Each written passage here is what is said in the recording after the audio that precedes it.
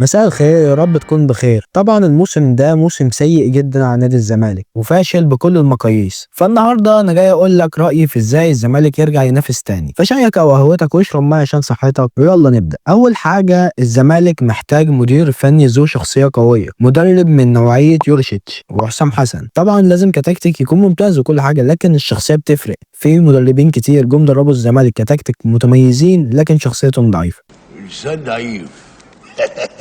نيجي للجانب التاني على مستوى اللعيبه. الزمالك محتاج يتخلص من عواد وصبحي. هتقول لي صبحي، اقول لك صبحي مش حارس للاهلي والزمالك. صبحي بيخاف، وعواد كده كده غلطاته كارثه. الزمالك محتاج يتخلص برضه من مصطفى الزناري وصلاح مصدق. هتقول لي ايه؟ هقول لك صلاح مصدق مش المدافع اللي يليق بالزمالك. انت ذات نفسك مش مصدق ان هو يليق بانه بيلعب في الزمالك. وصلاح ضعيف جدا في تمركزاته، وده يظهر في اكتر من مره ان المهاجم بيخطفه ويضحك عليه ويروح القريبه. وحمزه المسلوسي اعتقد يعني كفايه عليه كده مع الزمالك. ده بالنسبه لخط الدفاع. على مستوى نص الملعب، طبعا اول اسم نبيل عماد دونجا. انا مش عارف، مع احترامي الشديد له شخصيا، لكن ده اسوأ نص ملعب شفته في نادي الزمالك. أنا فالنسيا، لكن انظروا إلى بيدري إنه يلعب بعقله. عارف اللي هقوله ده انت ممكن ما تصدقنيش او تستعجب، بس محمد اشرف روقه كان احسن من نبيل دونجا. ولازم الزمالك يتخلص من احمد حمدي. اصاباته كتير قوي من اول ما بدا، رغم انه لعيب كبير. وخلي بالك، هي لولا اصاباته كتير هو كان زمانه محترف اصلا في ايطاليا او انجلترا، بس هي مشكلته في اصاباته الكتير. برضه الزمالك لازم يتخلص من عبد الله السعيد.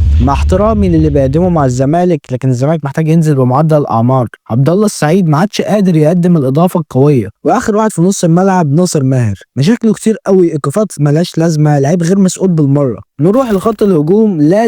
لازم يكون اخر موسم لشيكابالا. ده لازم، لو ما اعتزلش لازم يمشي. مع احترامي لتاريخه وانه اسطوره النادي وكل حاجه، لكنه خلاص بجد. يعني عبد الله السعيد مفيد اكتر منه. تاني اسم معانا طبعا هو مصطفى شلبي. وخلي بالك مصطفى شلبي هيبقى لعيب جامد قوي مع اي فريق تاني غير الاهلي والزمالك، بسبب كميه السف والتريقه والضغوطات مش هتحملها طول ما هو في الاهلي او الزمالك. بمعنى انه لو راح اي فريق تاني مصطفى شلبي هيبقى لعيب جامد تاني. وكده كده هو اصلا عنده 30 سنه، فبصراحه يتم التخلص منه احسن. وده لازم يكون اخر موسم لسيف الجزيري مع الزمالك. كفايه كده. يعني انا مش عارف هو سيف بيلعب ليه في الزمالك كل ده بجد. مساهم ب 59 جول في 184 ماتش. احصائياته في اخر موسم جايب 8 جوال في 29 ماتش. مش ارقام مهاجم في الزمالك ابدا بصراحه. يعني اخر واحد معانا حسام اشرف، وده عشان الزمالك واللعيب نفسه مش مناسبين لبعض اصلا. حسام اشرف هيبقى نجم بس بره الزمالك، وده عادي على فكره، مش بقلل من اللاعب، بس دي حقيقه. اصلا كان بينافس على هداف الدوري مع فرقه نزلت درجه تانية. الموسم ده لعب 11 ماتش جاب جول واحد. يعني حرام بجد.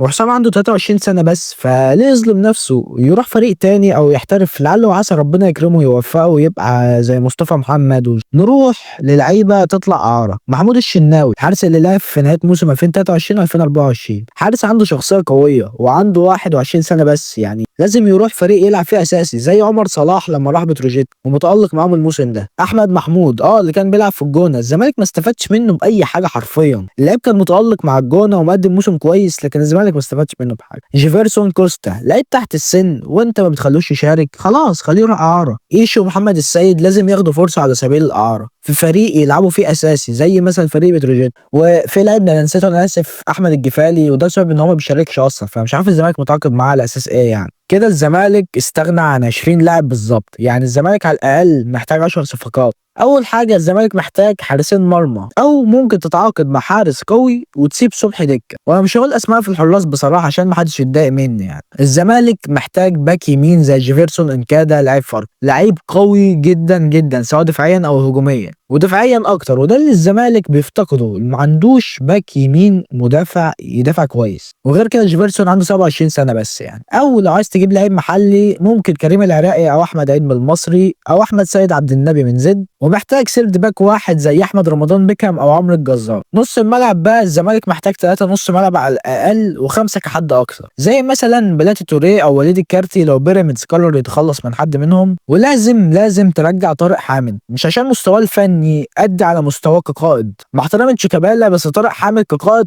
اقوى بكتير. وعلى مستوى الدوري في احمد ربيع اللي بيلعب في البنك الاهلي مقدم موسمين ممتازين، ومحمد توني اللي بيلعب في سيراميكا من ساعه ما بدا في مصر المقاصه لحد النهارده هو بيقدم مواسم ممتازه. ممكن برضو الزمالك يفكر في محمد رضا بوبو من بيراميدز لنص الملعب الهجومي، او رشاد المتولي اللي بيلعب في بتروجيت، او مودي ناصر في ام بي، او محمد هلال في مودرن سبورت. لعيب جامد قوي من وهو فاضي دجله. في خط الهجوم الزمالك محتاج جناحين يمين وشمال وسترايكرين مع ناصر منسي. لازم حد من الاجنحه دي يكون لعيب اجنبي تقيل زي يوسف الفحلي او محمد رايحي او عادل بولينا، ومهاجم تقيل زي حسين رحيمي اللي عقده خلص مع الرجاء، او انس المهراوي او ايوب مولوق او حازم المستوري او يوسف سنانه. وفي مصر ممكن تجيب ياو انور او اسامه فيصل بس المره دي تديله فرصته كامله، او احمد شريف مهاجم فاركو.